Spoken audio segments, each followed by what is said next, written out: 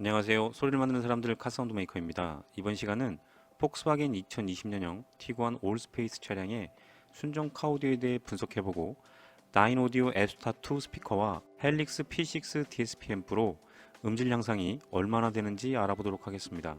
티구안 올스페이스 차량은 아무리 순정 오디오라고는 하지만 너무하다 싶을 정도로 음질이 떨어지는데 특히 고음 재생이 너무 떨어집니다. 트위터가 장착되어 있지만 고음 소리가 거의 들리지 않죠.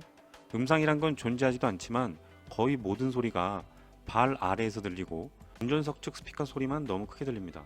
그런데 제가 예전에 들었던 티구안 올스페이스 순정 카오디오 소리와 다른 소리가 들립니다. 초기 출시되었던 티구안 올스페이스는 저음이 약하다는 생각은 했지만 이 차량은 저음이 거의 들리지 않습니다. 여기에 귀를 자극하는 금속성의 소리가 크게 들리고 귀를 점점 피곤하게 하고 남성 보컬 소리가 너무 가볍게 들립니다. 마치 예전 쌍용차의 액티온 소리와 비슷했습니다. 분명 같은 티구안 올스페이스인데 소리가 왜 이렇게 차이가 나는지 알아보기 위해 톤값을 디폴트로 하고 순정 카오디오의 RTA를 측정해 봤습니다. 빨간색 기준선을 보면서 측정된 결과를 보면 이 차량의 소리가 얼마나 형편이었는지 알 수 있습니다. 100Hz 이하의 저음을 보면 이 대역은 기준선에 비해 15dB 정도는 높아야 하는데 50에서 100Hz는 5dB도 안 되어 보입니다.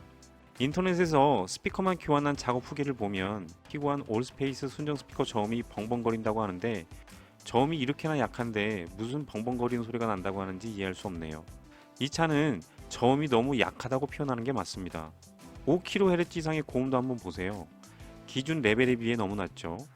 밝고 경쾌하며 시원한 소리를 들으려면 5kHz 이상의 고음은 기준선까지 높아져야 합니다.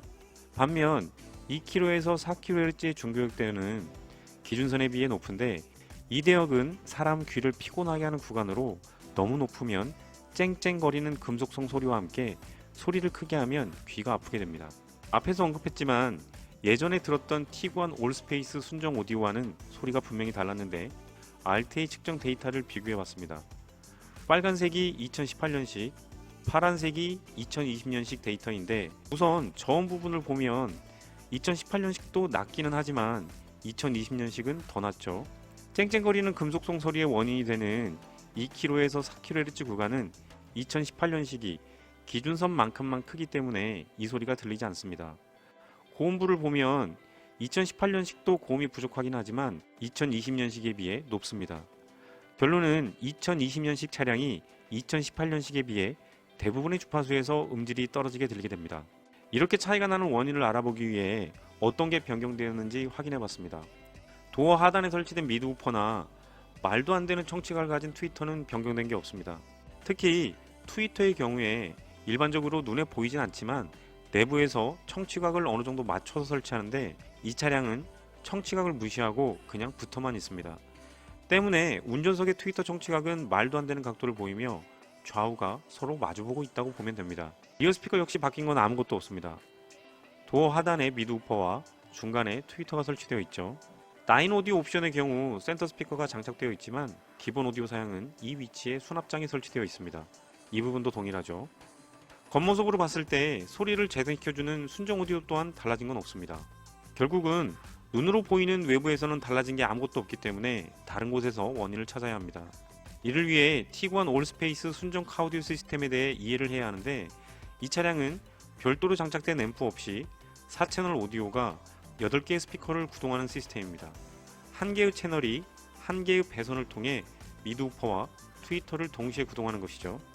이는 저가형 카오디오 시스템에 적용되는 것으로 각 스피커의 위상을 조정할 수 없기 때문에 운전석 측 소리만 크게 들리고 음상이 존재하지 않으며 플레인지 미드우퍼가 장착된 경우 소리가 전부 발밑에서 들리는 단점이 있습니다. 티구안 올스페이스의 기본 오디오 소리가 달라진 건 소리를 재생하는 순정 카오디오에서 출력되는 특성을 측정해 봐야 합니다. 지금 보시는 데이터가 측정 결과인데 너무 큰 차이를 보이고 있죠. 빨간색이 2018년식, 파란색이 2020년식 티구안 올스페이스 순정 오디오 출력 특성입니다. 빨간색 2018년식이 저음과 중음, 고음 출력이 높으며 반면 파란색 2020년식이 중구역대 출력이 높습니다. 이로 인해 2018년식이 저음과 고음 출력이 2020년식에 높으며 날카로운 소리를 내는 구간인 2kHz에서 4kHz 구간은 2020년식이 높은 이유가 설명이 되는 것이죠. 순정 오디오 출력성을 왜 이렇게 튜닝했는지 이해할 수 없는데 요즘 출시되는 아우디나 폭스바겐 차량의 출력 특성을 보면 저음이 굉장히 낮게 출력되어 저음이 재생되지 않습니다. 이런 출력 특성을 가지는 차량에 아무리 비싼 스피커를 교체해봐야 저음이 개선되지 않습니다. 스피커만 교체하게 되면 아마 2kHz에서 4kHz의 중고역대가 너무 높게 출력되어 귀만 아플 겁니다. 티구안 올스페이스 차량의 음질을 개선하는 방법은 DSP 앰프를 장착하여 순정 오디오의 출력 특성을 변화시키는 방법 말고는 없습니다. 차주분께서는 저희 업체 40주년 기념 할인 모델 중 9 최상급 에소타2와 독일제 헬릭스 P6 DSP MK2 패키지를 선택하시고 작업을 의뢰하셨습니다. 티구안 올스페이스 카오디오의 개선을 정리해보면 리어 스피커는 순정 상태 그대로 사용하고 프론트 측만 변화를 줄 겁니다. 우선 순정 오디오에서 프론트 측 2채널을 헬릭스 P6에 입력하고 9 에소타2 미드우퍼 2개, 9 에소텍 MD102 트위터 2개, 포칼 3W2B 센터 스피커 1개로 총 5개의 채널을 풀 멀티로 구동할 겁니다. 이렇게 되면 음질만 개선이 되는 게 아니라 프론트 측 스피커 5개의 위상과 타임값을 정확히 맞출 수 있어 대부분의 소리를 대시보드 위로 끌어올리면서 내가 원하는 위치에 정확한 음상을 만들 수 있게 됩니다. 가장 먼저 싱글 와이어링인 순정 상태에서 풀 멀티 구성을 위해 스피커 배선을 추가로 도어 측으로 인스톨해야 합니다. 추가로 설치되는 스피커 배선은 순정 고무 튜브 안으로 넣어주어 지저분하지 않게 해줘야 하는데 요즘 만들어진 대부분의 차량은 이 부분이 커넥터 타입으로 되어 있기 때문에 쉬운 작업은 아닙니다. 하지만 소리 개선을 위해 설치한 DSP 성능을 100% 발휘하려면 반드시 풀 멀티 와이어링 작업이 필요하기 때문에 이 작업은 매우 중요하다 할 수 있겠습니다. 풀 멀티 배선 작업이 끝나면 도어 하단에 있는 미드우퍼를 교체합니다. 저음이 순정과는 비교할 수 없을 정도로 개선이 되기 때문에 도어 떨림을 최소화하기 위해 기본 방진 작업을 하고 9 최상급 미드우퍼인 에소타2 650 미드우퍼를 장착합니다. 여기에 3M 쉰슈를 통해 후면에서 발생하는 반사음이 실내에 유입되는 걸 줄일 수 있도록 방음 작업을 해줍니다. 앞서 설명드렸지만 티구안 올스페이스 순정 트위터 위치와 장착 각도는 음질을 고려하지 않았기 때문에 소리를 생각하신다면 트위터는 챔버를 사용하여 대시보드 위에 장착하는 걸 권해드립니다. 순정 트위터 콘덴서 용량을 보면 이 트위터의 성능을 어느 정도 짐작할 수 있는데 용량이 작은 3.3 마이크로페라 콘덴서 1개로 1차 필터로 하이패스 시킨 걸로 봐서 트위터의 FS 값이 높은 걸로 추측할 수 있습니다. 이 경우 트위터에서는 10kHz 이상의 고음만 재생하기 때문에 대부분의 소리를 발밑에 있는 미드우퍼에서 재생되게 됩니다. 차주분께서 순정 위치에 트위터 장착을 원하셔서 어쩔 수 없이 다인 에소텍 MD102 트위터는 순정 위치에 고정을 해드렸습니다. 센터 스피커 장착을 위해 기존 대시보드 위에 설치된 수납장은 티구안 올스페이스 전용 센터 스피커 브라켓과 그릴망으로 교체됩니다. 교체된 센터 브라켓에 포칼 3W2B를 고정한 후에 그릴망으로 마감해주면 센터 스피커 설치는 완료됩니다. 마지막으로 운전석 의자 밑에 헬릭스 P6 MK2 DSP 앰프를 장착하면 모든 인스톨은 마무리가 되죠. 이제부터 티구안 올스페이스 순정 카오디오의 문제점을 해결할 정밀 세팅이 시작됩니다. 패시브 없이 풀 멀티로 구성되는 경우에 설치된 스피커의 스펙을 확인하여 얼마의 주파수로 어떻게 커팅할지를 결정합니다. 다인 미드우퍼의 공통적인 특징은 성취각이 심하게 틀어져도 2kHz 이하의 주파수 음압이 크게 변하지 않는데 티구안 올스페이스처럼 미드우퍼의 장착 위치가 아래쪽에 설치돼도 밀도감 있는 중역대를 들을 수 있습니다. 9 에소텍 MD102 트위터는 FS 값이 1300Hz로 3차 이상의 고차 필터 사용 시 2200Hz 하이패스가 가능하기 때문에 순정 트위터에서는 들을 수 없었던 중고역대를 재생할 수 있어 음상을 보다 또렷하게 만드는 데 유리합니다. 센터 스피커로 포칼 3W2B 미드레인지가 많이 사용되는 이유는 주파수 응답 곡선을 보면 알 수 있습니다. FS 값이 188Hz로 낮지는 않지만 청취각이 틀어져도 200Hz에서 4kHz 음압이 거의 변화가 없는 훌륭한 특성을 보여줍니다. 포칼 3W2B는 3차 이상의 필터 사용 시 300Hz 커팅이 가능한 스피커로 이보다 더 낮은 주파수가 입력되는 차종에서는 단순히 알가리만 했을 때 소리가 이상해지거나 코일이 타버릴 수 있기 때문에 주의해야 합니다. 각 스피커의 성능에 맞게 커팅 주파수가 결정되면 필터의 종류와 차수를 결정한 후에 세팅 프로그램에 입력하게 됩니다. 5개의 스피커의 소리 크기가 같아지도록 개인 조정을 완료한 RTA 데이터를 보면 순정 상태보다 더 안 좋아지는 결과를 보이고 있죠. 소리만 커졌을 뿐 100Hz 이하의 저음은 순정 상태보다 더 안 좋아졌고, 순정 상태에서 쨍쨍거리는 금속성 소리의 원인이 되었던 2kHz에서 4kHz의 중고역대는 더 커졌습니다. 이것은 당연한 결과로 새로 설치한 스피커가 순정 오디오의 출력성을 그대로 반영하기 때문이죠.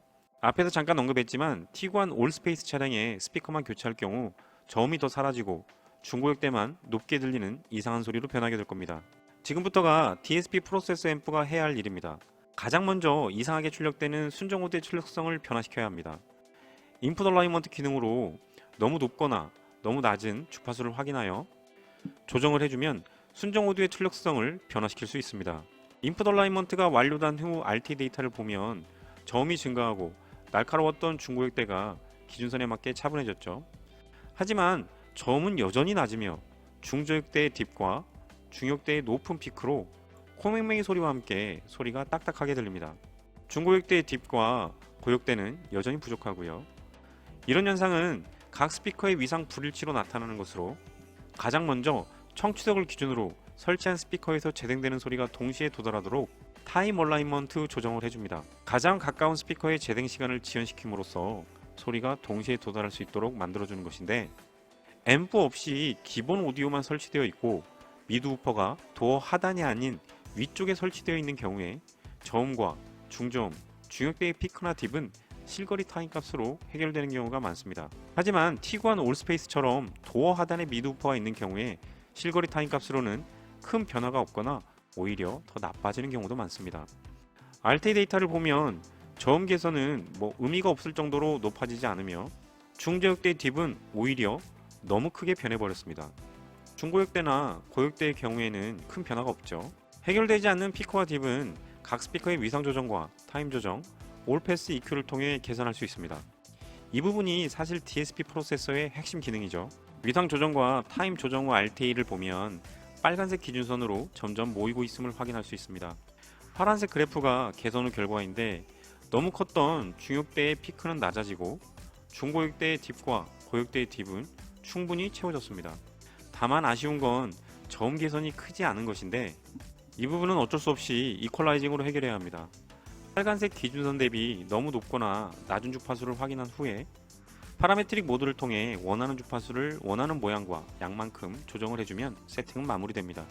그럼 순정 상태와 얼마나 달라졌는지 보면, 순정 상태에서는 50Hz에서 100Hz의 저음이 너무 낮았고 쨍쨍거리는 날카로운 소리가 높았으며, 반면 고음은 너무 낮았죠. 중저역대와 중역대에 깊은 딥도 있었고요. 이 소리가 이렇게 변했습니다. 다시 한번 볼까요? 이 소리가 이렇게 말이죠. 가장 먼저 소리가 5dB 정도 커졌죠. 같은 볼륨에서 더 큰 소리를 재생한다는 뜻입니다. 두 번째로 심하게 부족했던 저음이 순정과는 비교할 수 없을 정도로 10dB 넘게 커져 순정 상태에서는 들을 수 없는 깊고 임팩트 있는 저음을 들을 수 있습니다. 중저역대의 깊은 딥도 충분히 개선되었죠. 이렇게 되면 소리가 두툼해지고 차 안을 꽉 차게 됩니다. 다만 너무 크면 벙벙거리는 소리와 통통거리는 소리가 들리게 됩니다. 중역대도 충분히 채워져 소리에 힘이 있고 보컬이 선명해졌고요. 너무 커서 문제였던 중고역대 또한 다른 주파수가 충분히 채워져 플랫해짐으로써 더 이상 날카롭고 귀를 피곤하게 하지 않습니다. 5kHz 이상의 고음부를 보시면 순정 상태와는 너무 차이가 나죠. 순정에서는 느낄 수 없는 밝고 경쾌하면서 예리한 소리를 들을 수 있습니다. 소리 크기와 음질만 개선된 게 아니라 풀 멀티 작업과 위상 조정, 그리고 타임 조정을 통해 순정에서는 존재하지 않았던 음상까지 만들었습니다. 센터 스피커가 있음에도 채널 분리도를 훼손하지 않고 좌우 각각의 악기 소리와 함께 내가 원하는 위치에 보컬 소리가 이쁘게 들리게 되었습니다. 무슨 이유인지는 모르나 신형 아우디나 폭스바겐 기본 오디오 사양은 음질이 너무 떨어지는데, 스피커 교체만으로는 이 차량의 문제점이 개선되지 않기 때문에 DSP 앰프 설치와 함께 정밀 세팅을 해보시기 바랍니다. 그럼 이만 마치도록 하죠. 본 동영상이 도움이 되셨다면 구독과 좋아요 버튼을 누르시고 여기를 클릭하시면 튜닝이 완료된 소리를 청음해 보실 수 있습니다. 청음하실 동영상은 차량에서 재생된 소리를 마이크로 녹음한 것으로 실차에서 들었을 때 더 좋은 소리를 들으실 수 있으며 이어폰으로 들어보시기 바랍니다.